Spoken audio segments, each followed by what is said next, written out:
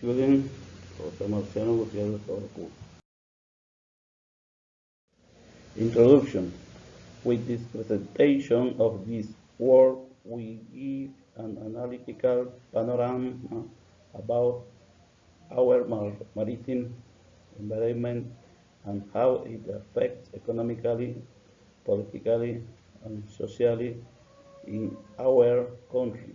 Thus, we will observe the set of factors that make up this complex Panamanian port system and its importance as a service in our country.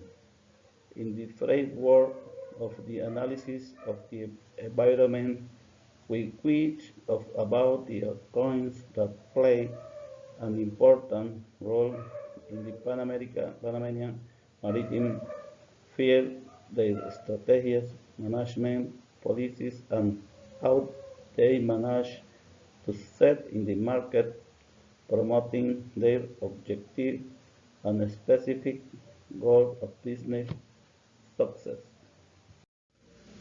Main cargo ports of Panama. Manzanillo International Terminal Port. It was built in the old United States Naval Base in Cocosolo Sur. During the 1980s, the area was used as a storage facility and vehicle distribution center for Latin America. In 1993, the initial Roro dock concept grew to become a world-class port facility dedicated to fully equipped transshipment operation with more than 2,000 meters on 7 docks. These docks are divided into 5 docks for container operation. A Mediterranean style Roro dock, a multipurpose dock. The container docks are equipped with 17 Panama, post-Panamax, and super post-Panamax gantry caverns. More than 1,500 refrigerated connectors and modern computer terminal management system. The port handles 2.06 million TEUs annually with a handling capacity of 2.4 million TEUs. Transshipment operation represent 85% of its containerized activities. Colón Container Terminal. It is part of the Evergreen Group and began operation in Panama since 1997. Since 1994, the group proposed the construction of a modern container terminal, taking advantage of Panama's geographical position and the country's connectivity benefit and the wide range of maritime and logistics services. In 1995, a master plan to develop a container terminal in Cocosolo North was presented to the Panamanian government, and the new terminal named situated as built in the same place where an old naval base of the states existed. Cristobal Panama Port Company.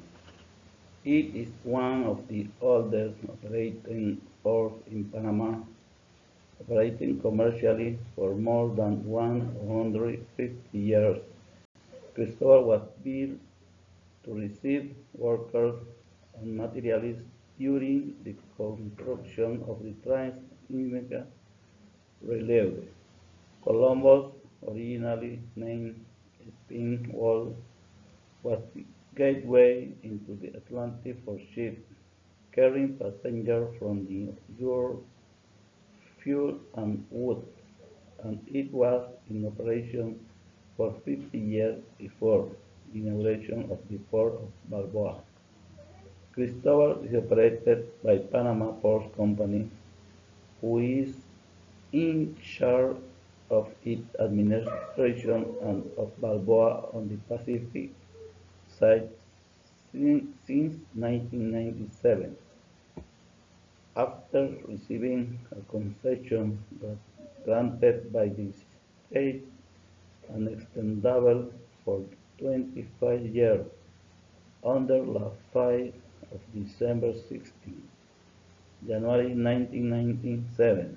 Since then, Panama Ports Company began the process of transforming the docks and their adaptation to the new pattern of world trade. Balboa Port. On the other side of Panama Canal is the port of Balboa, located at the entrance to the Pacific. Balboa was inaugurated in 1909 after receiving its current name, which was called Ancon Port. It was restored by the Americans at the beginning of the construction of the canal, what was previously a former French ship docking area. At present, Balboa is the only container terminal in full operation from the Pacific, serving the different shipping lines for loading, unloading, and transshipment of goods in the region.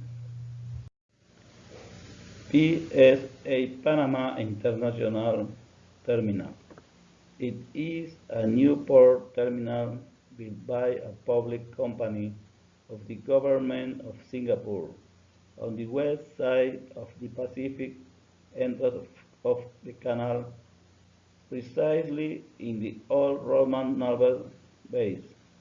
This new port operator has completed the construction in its first phase with a 300-meter long dock and is equipped with 3 post Panama frames and 6 air trees.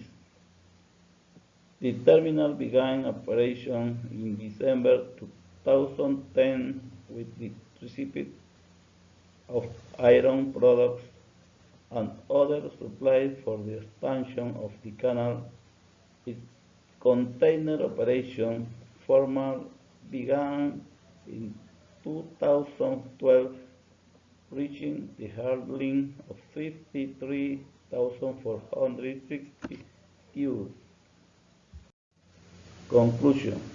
The coastal strip of Panama has had an important influence on commercial traffic between the Pacific and Atlantic Ocean, generating a greater and better distribution of the services that they can provide for container, bulk, liquid, and general cargo, as well as passenger in cruise terminals, becoming one of the most important transshipment centers.